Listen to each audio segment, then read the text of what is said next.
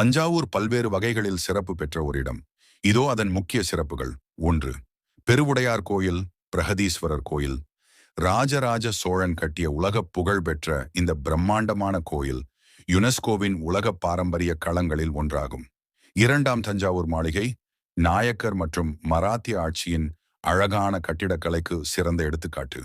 3. தஞ்சாவூர் தாளம், தமிழகத்தின் பாரம்பரிய இசை மற்றும் நடனங்களுக்கு மையமாக விளங்குகிறது.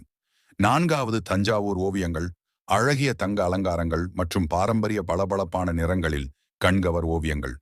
5. தஞ்சாவூர் வீணை, உலக புகழ் பெற்ற இசைக்கருவி, தமிழர்களின் இசை மரபில் முக்கியமானது. 6. நதிவளம், காவிரி நதி நீர்ப்பாசனத்தால் தஞ்சாவூர் தமிழ்நாட்டின் அரிசி பண்டிகை என அழைக்கப்படுகிறது.